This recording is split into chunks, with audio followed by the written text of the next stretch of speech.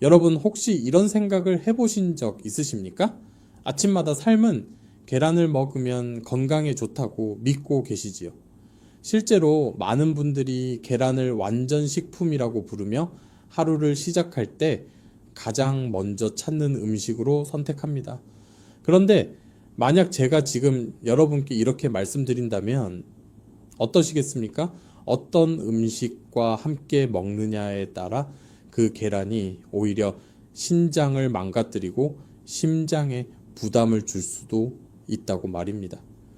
처음 이 사실을 알게 된 많은 분들이 저에게 같은 질문을 하십니다. 선생님, 계란이 그렇게 좋은 음식인데 어떻게 그럴 수 있습니까? 하지만 문제는 계란 그 자체가 아닙니다. 문제는 우리가 아무 생각 없이 계란과 함께 먹는 몇 가지 음식입니다.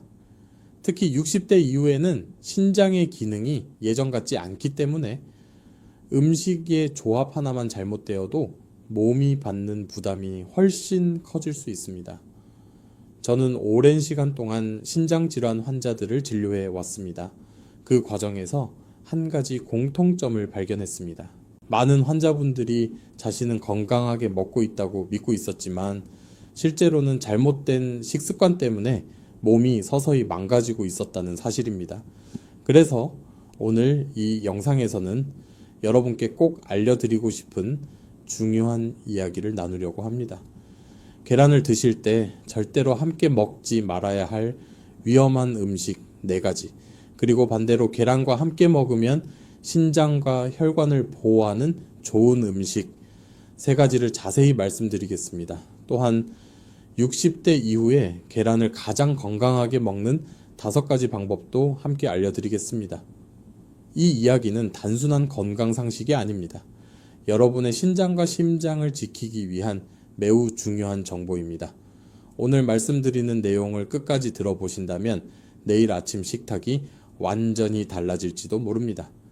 그리고 그 작은 변화가 앞으로의 건강을 크게 바꿀 수도 있습니다. 몇 달 전 새벽 3시쯤이었습니다. 응급실에서 급하게 전화가 왔습니다. 이른을 앞둔 남성 환자가 갑자기 의식을 잃고 쓰러졌다는 것이었습니다. 구급차 사이렌 소리가 울리며 환자가 병원으로 들어왔고 의료진은 바로 심폐소생술을 시작했습니다. 당시 환자의 심장은 거의 멈춘 상태였고 맥박은 매우 약했습니다. 가족들은 병원 복도에서 떨리는 목소리로 계속 같은 말을 반복했습니다. 우리 아버지는 술도 안 드시고 담배도 안 피우십니다. 매일 아침 건강하게 식사하시는데 왜 이런 일이 생긴 겁니까?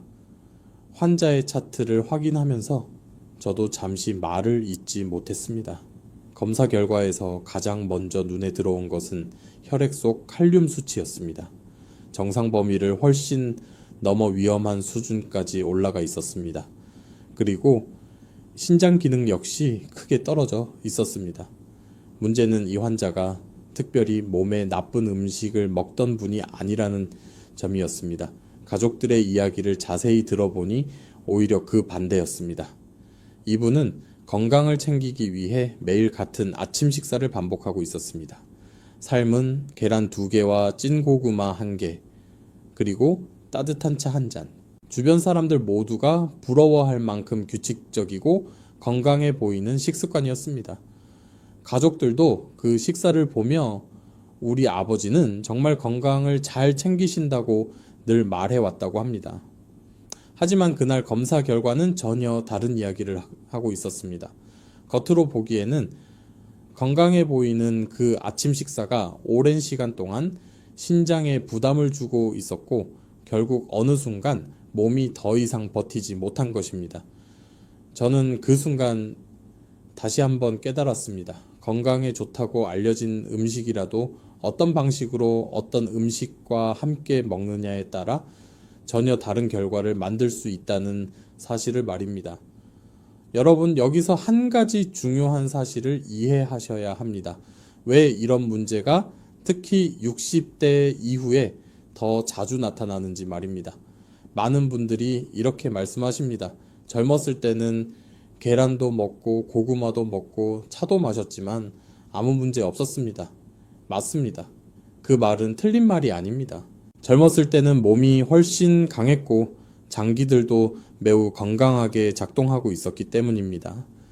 우리 몸의 신장은 마치 정수기 필터와 같은 역할을 합니다. 혈액 속에 들어있는 노폐물을 걸러내고 몸에 필요 없는 물질을 소변으로 배출하는 매우 중요한 기관입니다. 그런데 이 필터가 10년, 20년이 아니라 60년, 70년 동안 계속 사용된다면 어떻게 될까요?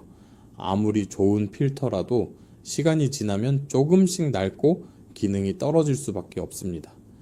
의학적으로도 같은 이야기를 합니다. 나이가 들수록 신장의 사구체라는 미세한 혈관 필터들이 점점 딱딱해지고 혈액을 걸러내는 능력이 서서히 감소하게 됩니다. 놀라운 사실은 신장의 기능이 절반 가까이 줄어들어도 대부분의 사람들은 특별한 증상을 느끼지 못한다는 점입니다. 그래서 많은 분들이 자신의 신장이 예전보다 약해졌다는 사실을 모른 채 생활하고 계십니다. 이런 상태에서 특정 음식 조합이 반복적으로 들어오면 문제가 생길 수 있습니다. 젊었을 때는 쉽게 처리하던 영양소나 미네랄도 나이가 들면 몸이 처리하기 어려워질 수 있기 때문입니다. 특히 칼륨이나 단백질처럼 신장이 직접 조절해야 하는 성분들은 더욱 그렇습니다. 그래서 저는 늘 환자분들께 이렇게 말씀드립니다. 나이가 들었다는 것은 약해졌다는 의미가 아니라 몸의 관리 방법이 달라져야 한다는 의미라고 말입니다.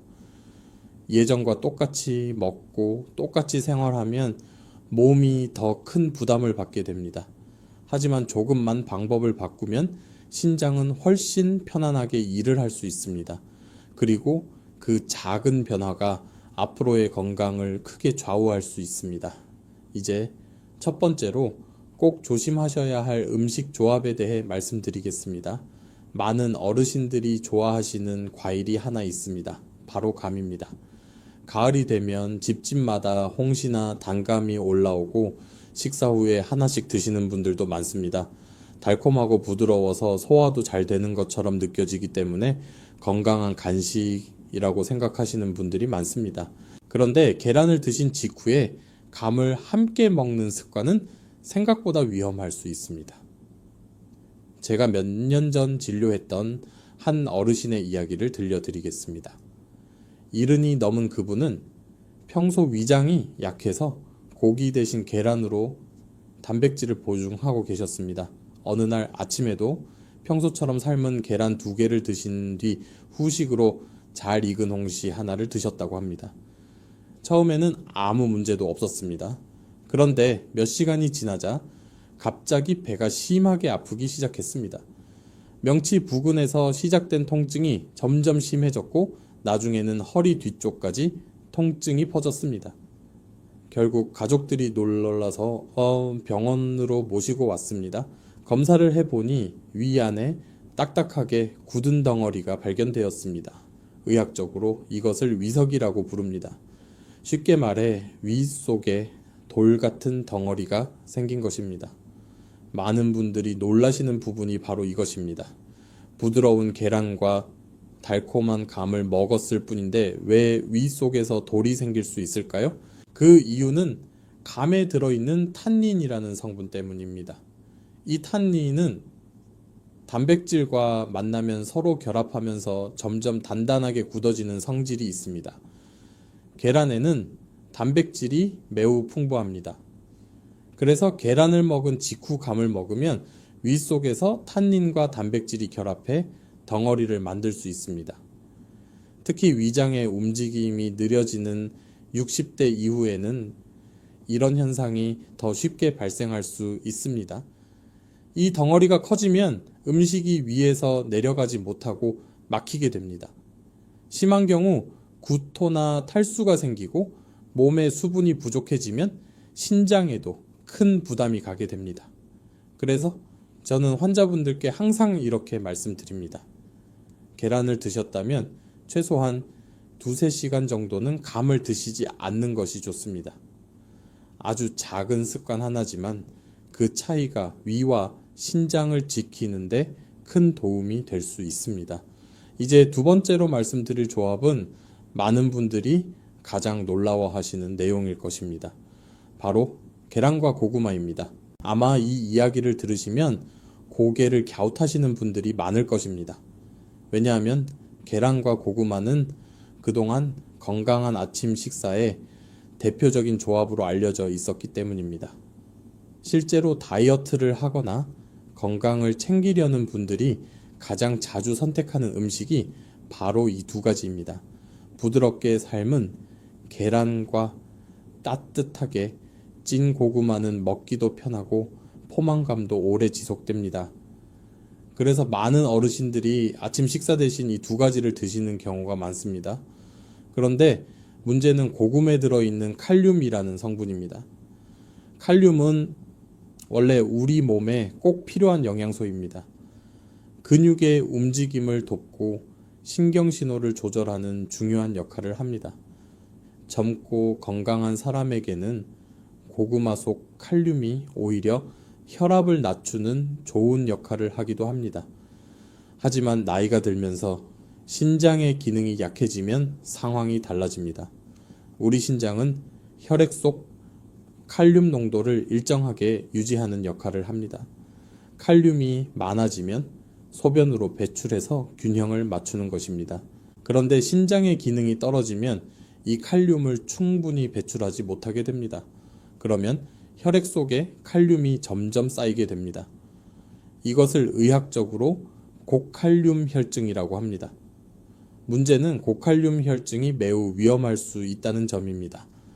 칼륨 농도가 높아지면 가장 먼저 영향을 받는 기관이 바로 심장입니다.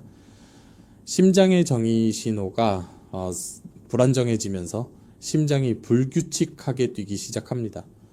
심한 경우에는 갑작스럽게 심장이 멈추는 상황까지 발생할 수 있습니다. 더 무서운 점은 대부분의 경우 특별한 경고 증상이 없다는 것입니다. 평소처럼 식사를 하고 평소처럼 생활하다가 갑자기 어지러움을 느끼거나 쓰러지는 경우도 있습니다. 특히 신장 기능이 이미 약해진 60대 이후의 남성들에게는 이러한 위험이 더 커질 수 있습니다. 그래서 저는 환자분들께 항상 말씀드립니다. 고구마 자체가 나쁜 음식은 아닙니다. 하지만 계란과 함께 자주 먹는 습관은 신장에 부담을 줄 수 있습니다. 특히 신장 기능이 약한 분들이라면 고구마의 섭취량을 조절하거나 다른 음식과 균형 있게 드시는 것이 좋습니다. 작은 식습관 하나가 심장과 신장을 보호하는데 큰 차이를 만들 수 있기 때문입니다. 이제 세 번째로 많은 분들이 무심코 하고 있는 습관에 대해 말씀드리겠습니다. 바로 계란을 드신 직후에 차나 커피를 마시는 습관입니다. 아침 식사를 마친 뒤 따뜻한 차 한 잔을 마시면 속도 편안해지고 기분도 좋아지기 때문에 많은 분들이 자연스럽게 이런 습관을 가지고 계십니다. 특히 녹차나 진한 커피를 즐기시는 분들이 많습니다. 겉으로 보기에는 아무 문제 없는 일상적인 습관처럼 보입니다. 하지만 계란을 드신 직후에 차나 커피를 마시는 것은 생각보다 영양 흡수에 좋지 않은 영향을 줄 수 있습니다. 그 이유는 차와 커피에 들어있는 탄닌이라는 성분 때문입니다. 탄닌은 식물에 존재하는 성분으로 떫은 맛을 만드는 물질입니다. 이 탄닌은 단백질이나 철분 같은 영양소와 강하게 결합하는 성질이 있습니다. 계란에는 단백질과 철분이 풍부하게 들어 있습니다. 그런데 계란을 먹은 직후에 진한 차나 커피가 들어오면 탄닌이 이 영양소들과 결합해 몸에서 흡수되기 어려운 형태로 변하게 됩니다. 쉽게 말해 우리가 몸에 좋다고 먹은 영양분이 제대로 흡수되지 못하고 그냥 몸 밖으로 배출될 가능성이 높아지는 것입니다. 오랜 시간 이런 습관이 반복되면 철분 흡수가 부족해지면서 빈혈이 생길 수 있고 몸이 쉽게 피로해질 수 있습니다. 또한 흡수되지 못한 물질들이 많아지면 신장이 그것을 걸러내기 위해 더 많은 일을 해야 합니다. 신장은 원래 혈액을 깨끗하게 정화하는 역할을 하지만 불필요한 물질이 많아질수록 부담이 커질 수밖에 없습니다. 그래서 저는 환자분들께 계란을 드신 뒤에는 최소한 1시간 정도는 차나 커피를 피하시라고 말씀드립니다. 대신 물을 천천히 마시는 것이 가장 좋습니다. 물은 소화를 돕고 몸의 균형을 유지하는 데 도움이 됩니다. 작은 습관처럼 보이지만 이런 변화가 쌓이면 몸의 상태는 분명히 달라집니다. 특히 60대 이후에는 이런 사소한 생활 습관이 건강을 지키는 데 매우 큰 역할을 하게 됩니다. 이제 네 번째로 말씀드릴 조합은 많은 분들이 건강을 위해 일부러 선택하는 아침 식사와 관련이 있습니다. 바로 계란과 우유를 함께 드시는 습관입니다. 아침에 삶은 계란과 따뜻한 우유 한 잔을 곁들이면 단백질과 칼슘을 동시에 보충할 수 있다고 생각하시는 분들이 많습니다. 실제로 많은 분들이 뼈 건강을 위해 이런 식사를 꾸준히 이어가고 계십니다. 하지만 계란과 우유를 동시에 섭취하는 것이 항상 좋은 것은 아닙니다. 특히 신장 건강을 생각한다면 이 두 가지를 함께 먹는 습관은 조금 조심할 필요가 있습니다. 그 이유는 계란의 성분과 우유의 칼슘이 소화 과정에서 서로 영향을 줄 수 있기 때문입니다. 계란의 노른자에는 황 성분이 비교적 많이 들어 있습니다. 이 황 성분은 소화 과정에서 우유 속 칼슘과 결합할 수 있습니다. 이런 결합이 반복되면 일부 경우에는 체내에서 잘 녹지 않는 형태의 물질이 만들어질 수 있습니다. 이러한 물질이 신장을 통과하는 과정에서 작은 결정 형태로 남게 되면 시간이 지나면서 결석이 형성될 가능성이 높아질 수 있습니다. 또 하나의 문제는 소화 과정입니다. 계란과 우유는 모두 단백질이 풍부한 음식입니다. 두 가지를 동시에 많이 섭취하면 위장은 이 단백질을 분해하기 위해 더 많은 위산을 분비하게 됩니다. 그 과정에서 칼슘이 위산과 결합하면서 실제로 뼈로 흡수되는 칼슘의 양이 줄어들 수 있습니다. 즉, 뼈 건강을 위해 선택한 식사가 오히려 기대했던 만큼의 효과를 얻지 못할 수도 있다는 것입니다.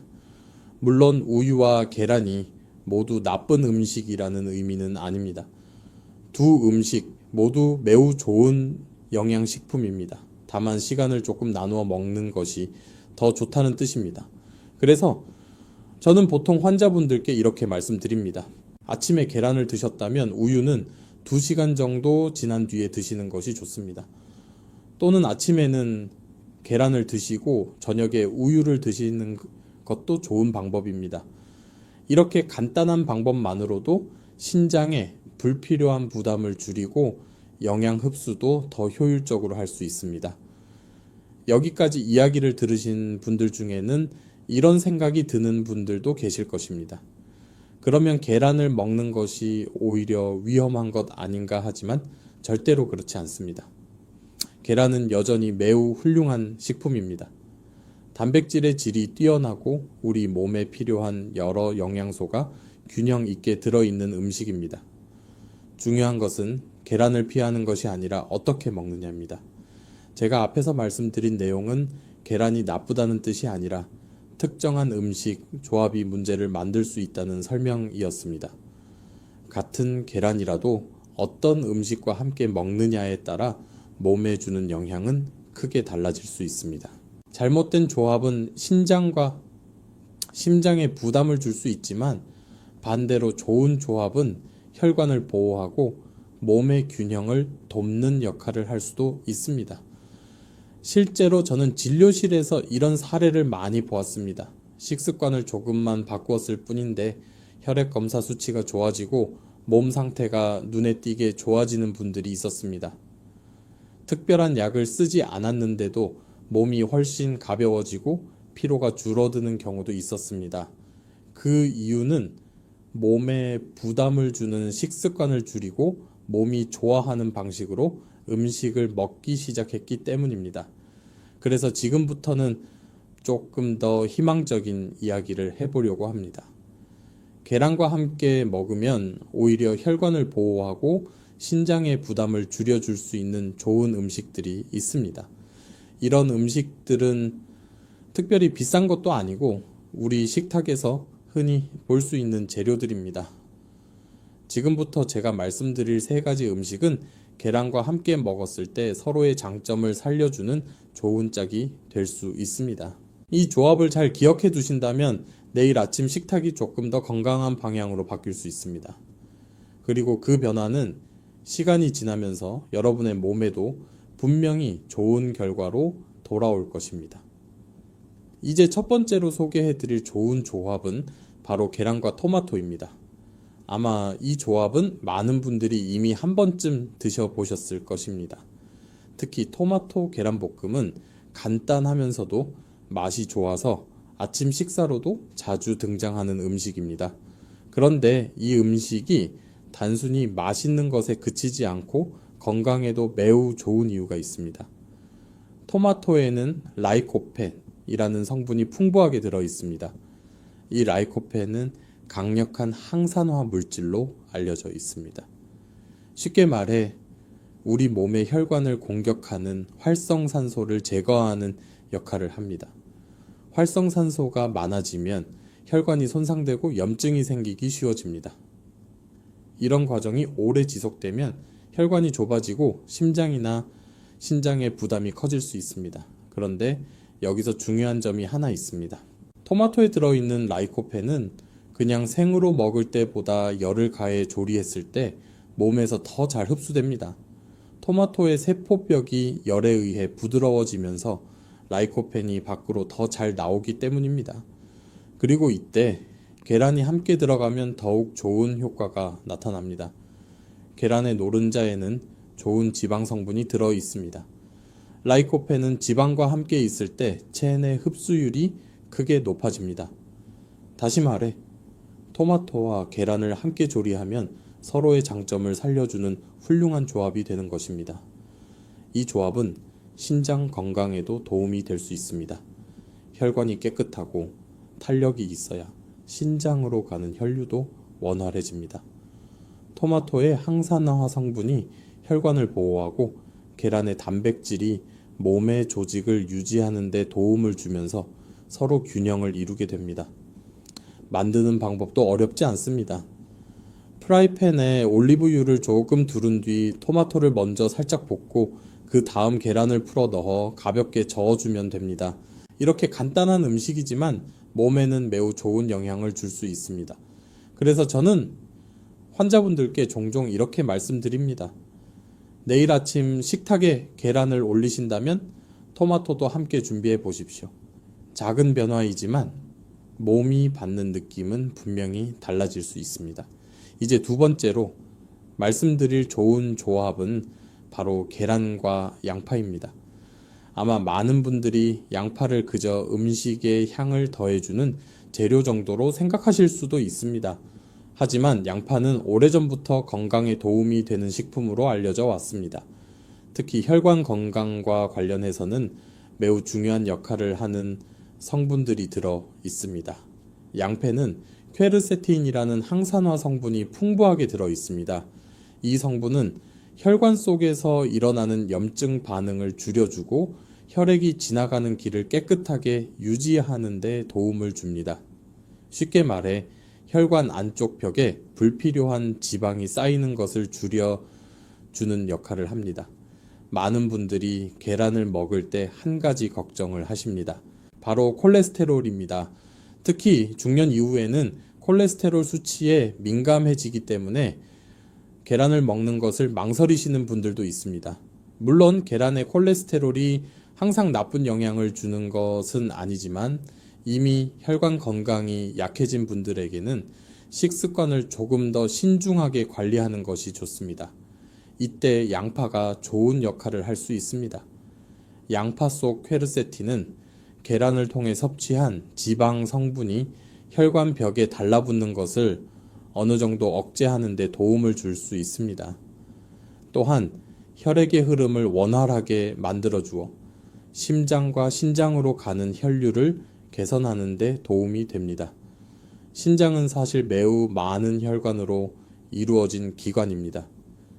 미세한 혈관들이 서로 연결되어 혈액을 계속 걸러 내는 구조입니다. 그래서 혈관 상태가 나빠지면 신장 기능도 함께 영향을 받게 됩니다. 반대로 혈관이 건강하면 신장도 훨씬 안정적으로 일을 할 수 있습니다. 계란과 양파를 함께 먹는 방법은 아주 간단합니다. 계란찜을 만들 때 잘게 다진 양파를 조금 넣어도 좋고, 계란을 볶을 때 양파를 먼저 볶아서 함께 요리해도 좋습니다. 양파를 충분히 익히면 매운맛이 줄어들고 자연스러운 단맛이 올라와서 음식의 맛도 훨씬 좋아집니다.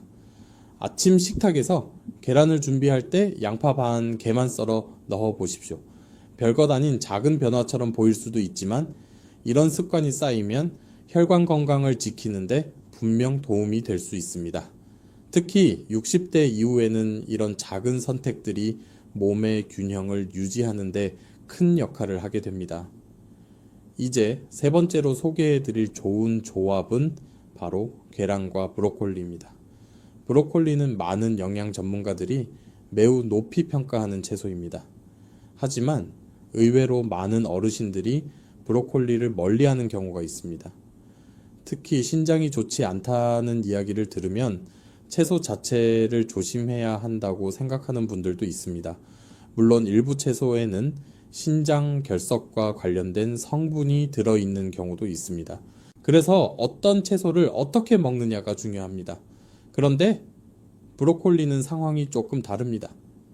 이 채소에는 설포라판이라는 매우 특별한 성분이 들어있습니다. 설포라판은 우리 몸의 세포를 보호하는 역할을 하는 물질입니다.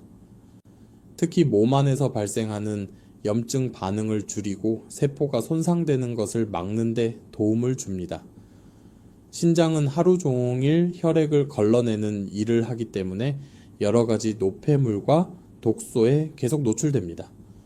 이런 환경에서 염증 반응이 반복되면 신장의 작은 혈관들이 점점 약해질 수 있습니다. 이때 브로콜리에 들어있는 설포라판이 중요한 역할을 할 수 있습니다. 이 성분은 몸속에서 세포 보호 시스템을 활성화시키고 신장을 공격하는 산화 스트레스를 줄이는 데 도움을 줄 수 있습니다. 그리고 여기서 계란이 함께 들어가면 또 다른 장점이 생깁니다. 계란에는 셀레늄이라는 미네랄이 풍부하게 들어 있습니다. 셀레늄 역시 강력한 항산화 역할을 하는 영양소입니다. 브로콜리의 설포라판과 계란의 셀레늄이 함께 작용하면 서로의 효과를 보완하면서 몸을 보호하는 데 도움이 될 수 있습니다.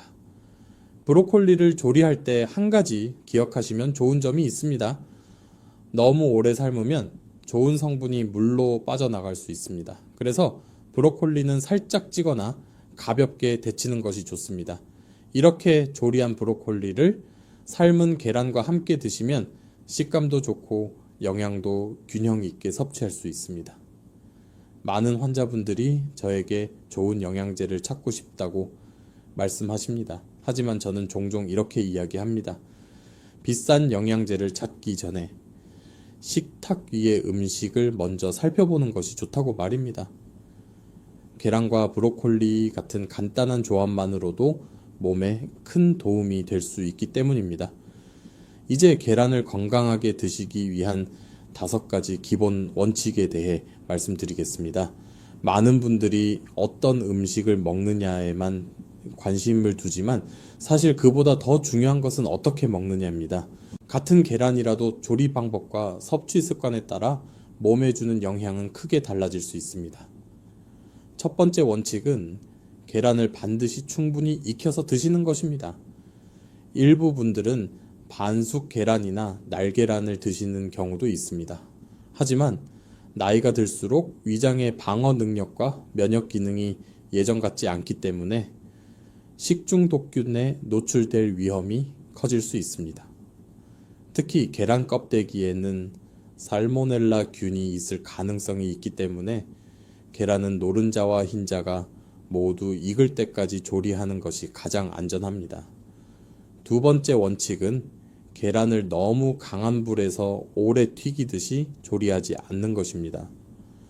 프라이팬에서 기름을 많이 두르고 계란을 바삭하게 굽는 방법은 맛은 좋지만 건강에는 그다지 좋지 않습니다.